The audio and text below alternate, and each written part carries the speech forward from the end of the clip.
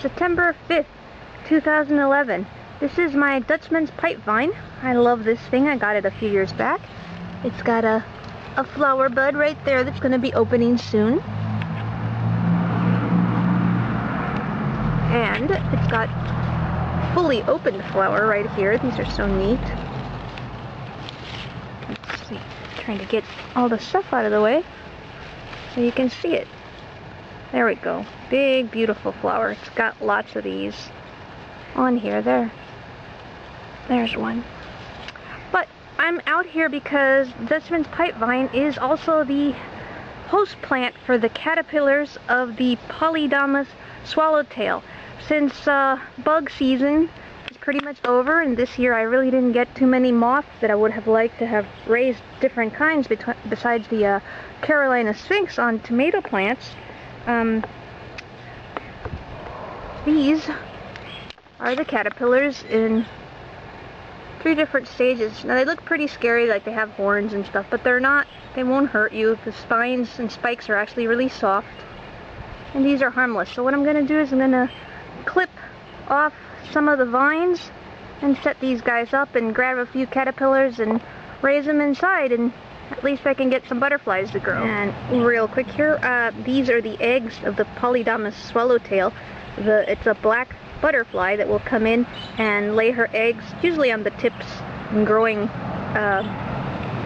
new growth of the vines and tendrils. These are little round yellow eggs. I could harvest the eggs too and hatch out the caterpillars and have them from a very early stage, but I don't think I'm going to do that. I'm just going to go for caterpillars this time. So I got my little critter cage set up, and this is going to be set up differently than the critter cages you've seen me do for the moths, because this is both a tank for them to feed on as well as for them to make pupas in. These have different requirements, as I'll show.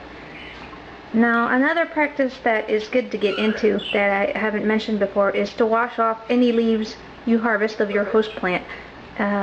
Be careful, of course, not to wash off the caterpillars, but wash them with cold water because you don't want to be bringing in other bugs into your house that are bad. Luckily, Dutchman's pipe vine has very few other insects that feed on it. So this is the setup for the Polydamas Swallowtail caterpillars. This is my first time working with this species, both the insects and the host plant, the pipe vine, Dutchman's pipe vine. And I've got 6 caterpillars in here this time. I decided not to load up on too many because of the trouble I had with the hornworms, that I had 15 at once and I couldn't keep up, and the plants weren't producing enough to keep up with as many caterpillars. I don't know if these are as gluttonous as the other species, but all caterpillars eat a lot. Got different instars or stages of growth, like this little one here. He's much smaller than these big ones over here. The one on the far left is going to be turning into a chrysalis very soon. Now, one thing that's different about this setup, apart from the fact that these are long vines, is you may notice I have the stick in there. I really need to have a few more, maybe about 2 or 3 more crisscrossing.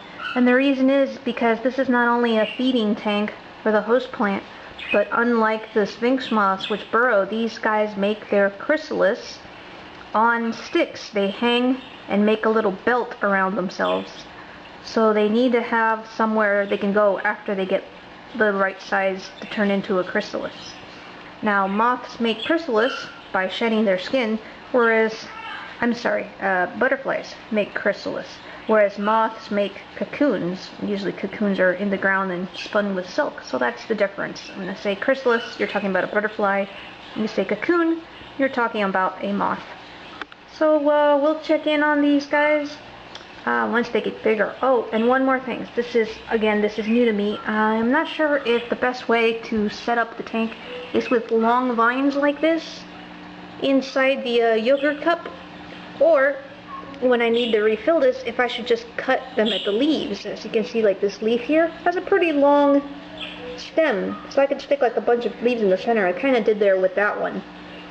So I'm going to experiment with that and see which way it's better. If it's just stick the whole vine in, or stick in the individual leaves.